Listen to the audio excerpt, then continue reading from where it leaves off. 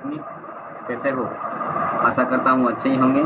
तो आज हम लोग फिर से मौजूद हैं एक नई क्लास के साथ, जिसमें चैप्टर नंबर जो है 8वां का जितना भी सब्जेक्टिव क्वेश्चन है उन सभी को हम लोग सॉल्व करने वाले हैं। चैप्टर का नाम क्या है? तो देखिए, जित जित मैं निरखत हूँ। ये किनके द्वारा लिखा गया है? तो पंडित बिरजू महाराज के द्वारा लिखा गया है। इससे पहले हमने आपको इस कविता को साक्षात्तक साक्षरता को समझाया है। ठीक है, उसके बाद इसका जितना भी ऑब्जेक्टिव बनता था उन सभी को भी हमने आपको करा दिया है। तो अब है सब्जेक्टिव की बारी।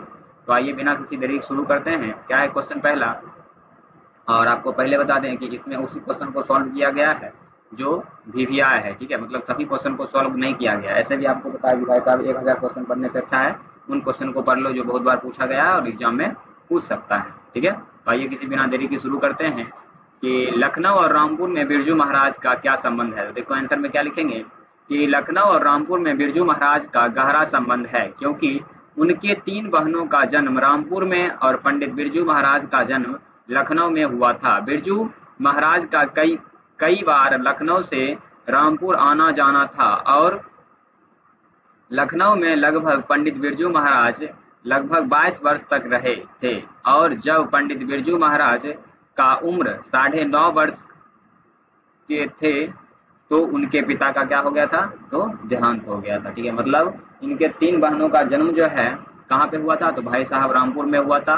और उनका जन्म किसका? तो पंडित बिरजू महाराज का जन्म जो है कहाँ हुआ था? तो रामपुर में हुआ था। इसलिए इन दोनों का जो है गहरा संबंध है, क्योंकि इनके पिताजी जो है हमेशा इधर से वहाँ जाते रहते थे, इस कारण से। ठीक है, अगला क्वेश्चन जो देखो, क्वेश्चन नंबर 2 आपको दिख रहा है। ये आपको अपने बुक में 4 नंबर में देखना पड़ेगा कि क्या है कि किसके साथ नाचते हुए बिरजू महाराज को भी पहली बार प्रथम पुरस्कार मिला था। तो देखिए आंसर क्या लिखेंगे। जब बिरजू महाराज 8 वर्ष के थे और उनके चाचा शंभू महाराज पिताजी के साथ डांस कर रहे थे, तब पंडित बिरजू महाराज को प्रथम पुरस्कार मिला था, जिससे वो बहुत खुश हुए और अपने नृत्य को अधिक समय देने लगे। आपको भी पता है कि किसी विद्यार्थी को अगर मान लो अच्छा नंबर आता है और अच्छा पुरस्कार दिया जाता है तो उसका मनोबल क्या होता है? धीरे धीरे आगे बढ़ता है और वो सोचता है कि किसी प्रकार से हम लोग क्या करें, और ज़्यादा पढ़ाई करें और अच्छा नंबर लेके आए। अगला है कि बिरजू महाराज के गुरु कौन थे और संक्षेप में इनका परिचय देना है। ठीक है, देखिए क्या लिखेंगे कि पंडित बिरजू महाराज के गुरु उनके पिताजी थे। उन्हीं से बिरजू महाराज ने नृत्य सीखा।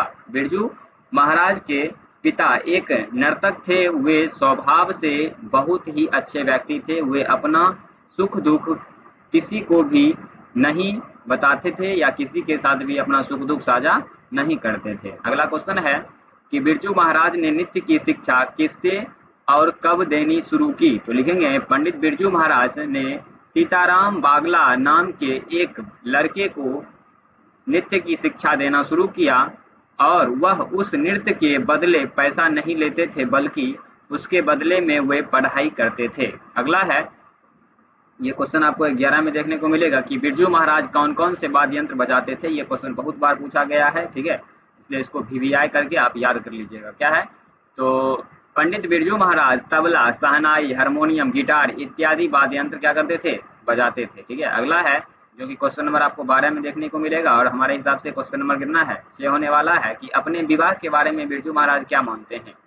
लिखेंगे कि बिरजू महाराज अपने विवाह के बारे में बताते हैं कि उनका विवाह मात्र 18 वर्ष की उम्र में हो गई थी, जिससे वह उचित नहीं मानते हैं, क्योंकि विवाह होने के बाद वो अपने नृत्य को अधिक समय नहीं दे पा रहे थे। ठीक है, मतलब उनका जब विवाह नहीं हुआ था तो वो अपने नृत्य को अधिक समय नहीं दे पाते थे। अगला है कि बिरजू महाराज की अपनी शागिर्दों के बारे में क्या राय है। तो लिखेंगे कि पंडित बिरजू महाराज अपना शागिर्द के रूप में शाश्वती नाम की लड़की को मानते हैं, क्योंकि जिस प्रकार से पंडित बिरजू महाराज नृत्य करते थे ठीक उसी प्रकार से वह लड़की नृत्य करती थी और पारंगत हो गई थी। एक शाश्वती थी और एक और हमने आपको बताया था उसी में कि एक विदेश की लड़की भी थी। तो अभी जो आपको नाम याद रहे बस उसी नाम की चर्चा कर दिया करो। ठीक है, अगला क्या है? तो इस तरह से हमने इसका जितना भी वीवीआई क्वेश्चन था उन सभी को क्या किया भाई साहब? तो सॉल्व किया है। ठीक है, तो आज के लिए इतना ही रहने दीजिए, देखेंगे विशेष अगले क्लास में। तब तक के लिए जय हिंद।